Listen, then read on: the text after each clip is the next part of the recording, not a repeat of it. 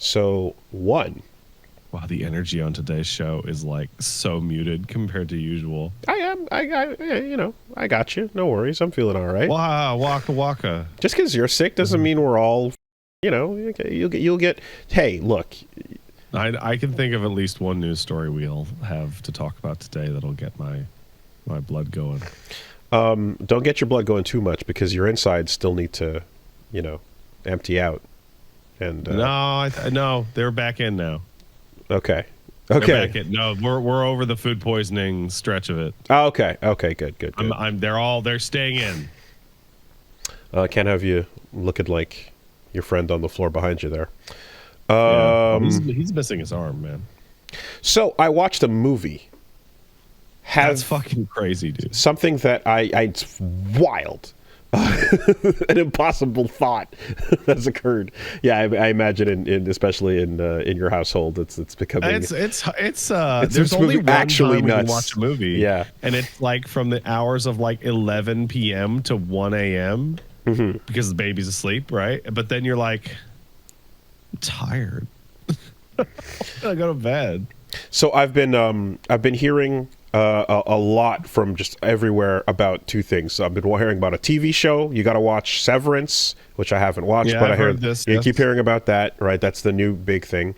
And film-wise, you got to watch The Substance. So The Substance, yes. I watched The Substance. Do you know anything about The Substance? I know that this is such a strange poll. The only thing I know about The Substance is seeing someone make fun of someone for being dumb and saying that they watched The Substance and their takeaway was, wow, Demi Moore looks real good in this. And apparently that makes them very stupid. That's funny. But that's literally all I got. So there's some people in my life that did not enjoy it, and there's some people that fucking loved it. And piecing together who kind of gave me a little bit of an inside impression as to what to expect here. Okay. Yeah, all right. And so, now having sat down and watched it myself with no trailers, so I was completely cold. Nothing. No, completely cold. Like not even the genre, sat down and I loved it. I thought it was great. And I'm like, I know exactly why those people I know that didn't like it didn't enjoy it. I love that. And because it's the kind of movie where there's a lot that's good, but there's a lot that's like, if you don't get it, you just don't get it. If you're not aware, you're just not aware. It does require you to kind of have not even a toe in like different genres per se, but you have to have at least heard of them,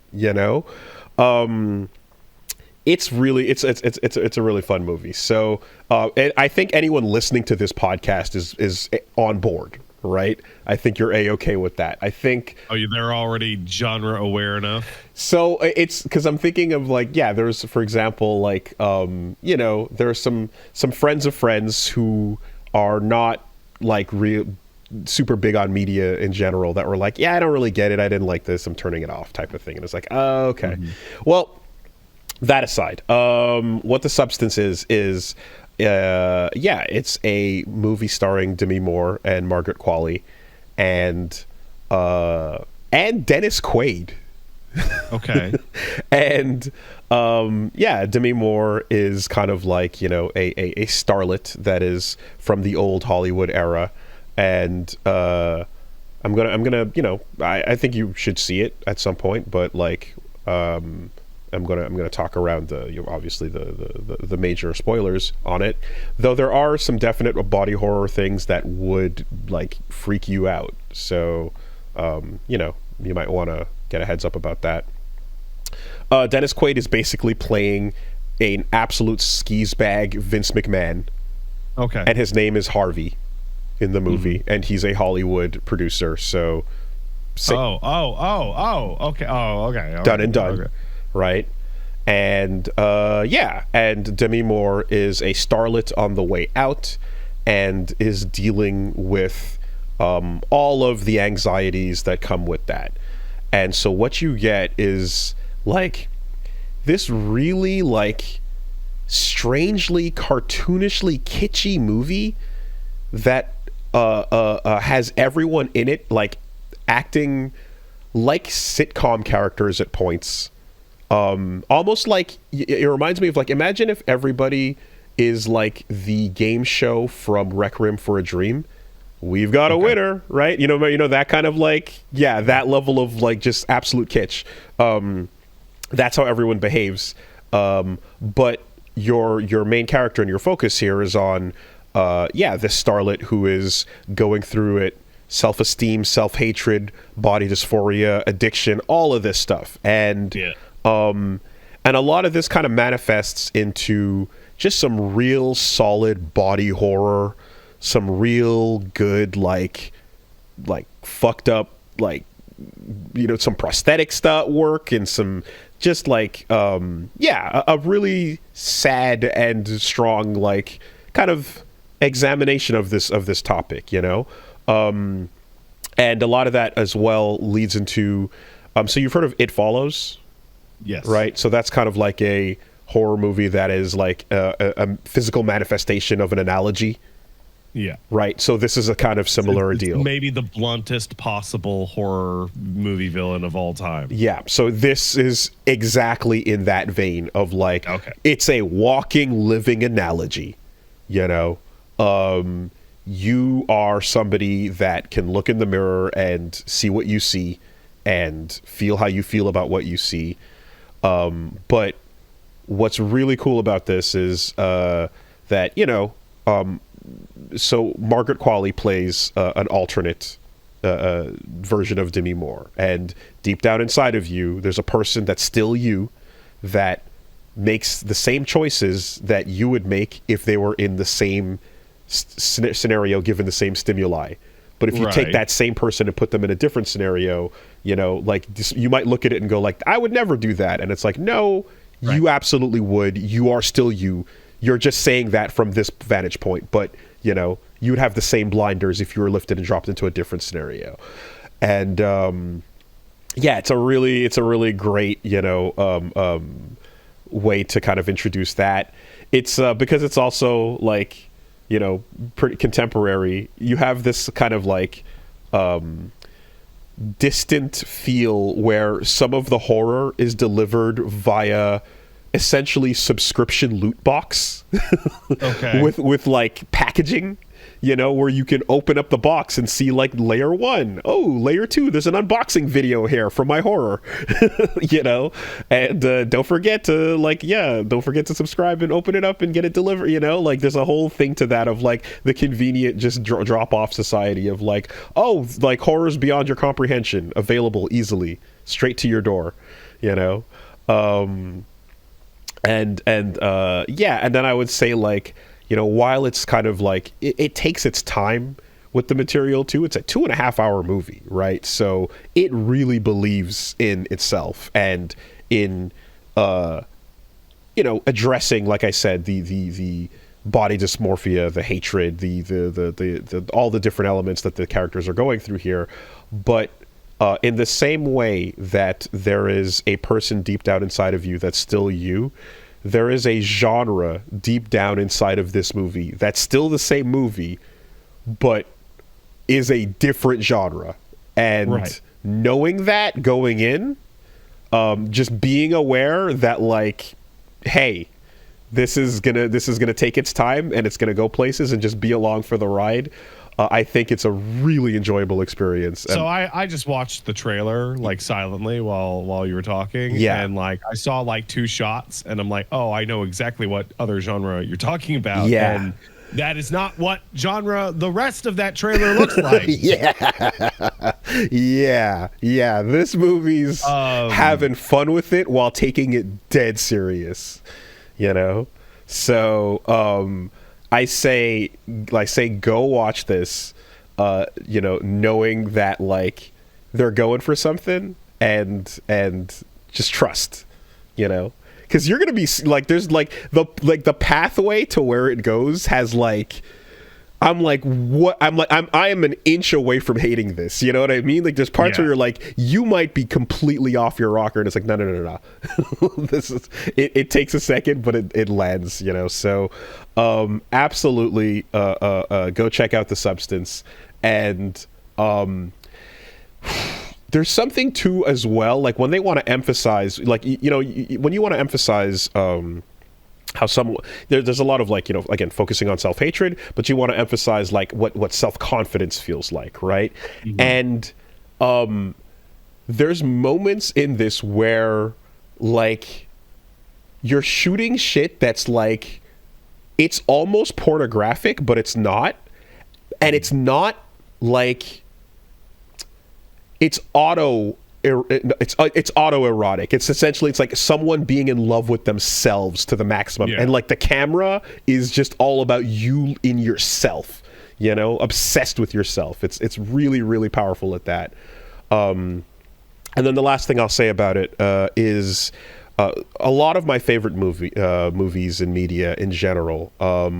There's something that I always really enjoy, and it's when there's one scene that stands out as different from the rest of what's happening, but serves as like a thesis statement, and like it's one of those things where like, a scene will come and it'll go and it'll just tell you something about the character, and then by the end of the movie you're kind of like, oh, that was it, that was the whole thing right there in that one scene.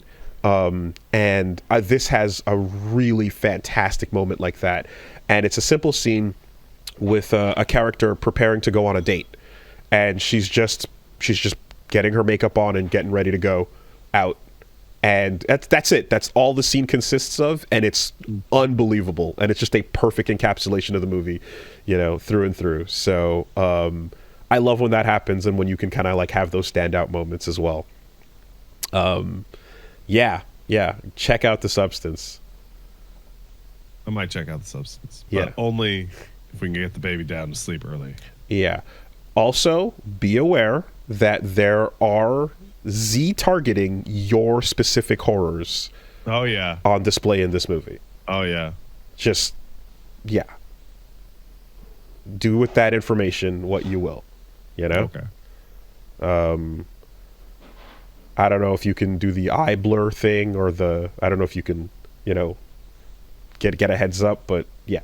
Nah, I'm good. Okay. So, like, if it's a film, I can, like, handle a lot. But if it's somebody in my, like, vicinity talking to me about something, that makes it 100 times more real. Okay, gotcha. Because film has, like, a dedicated...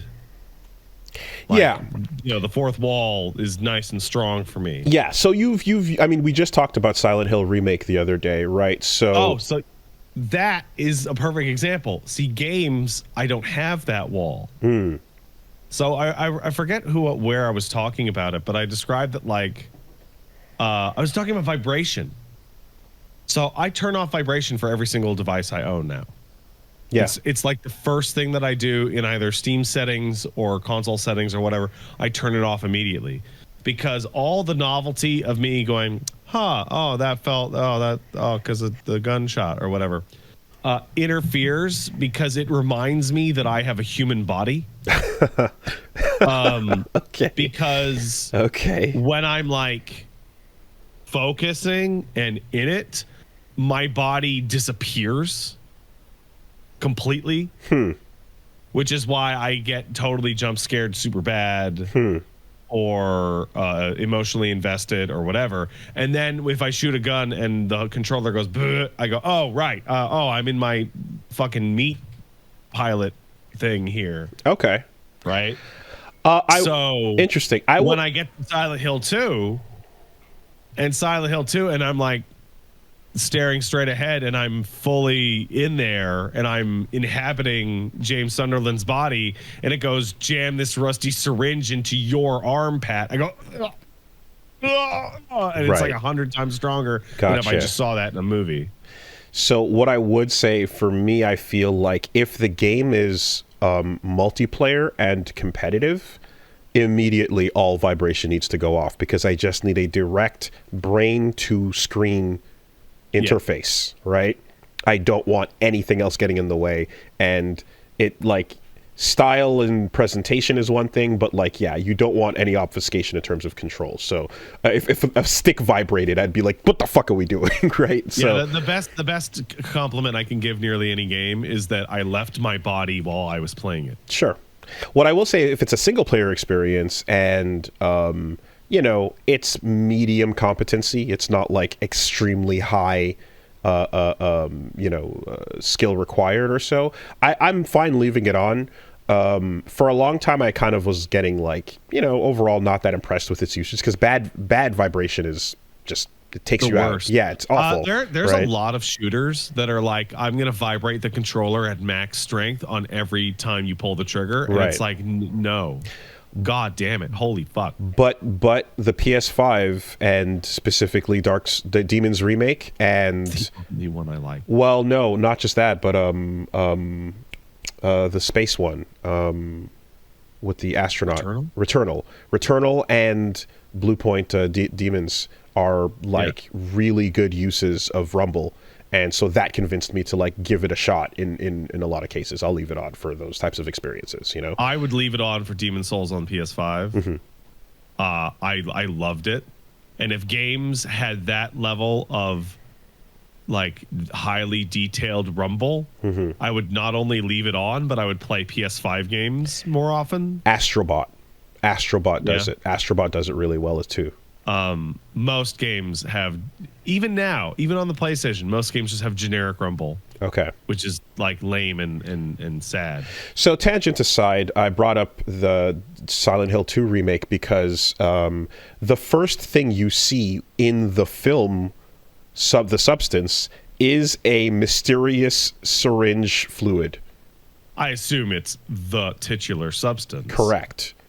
And it is an unknown fluid in a syringe. So that's the first thing. So yes, all this to say that it's great. It's great. Go catch that. God, Dennis Quaid is such a shitbag.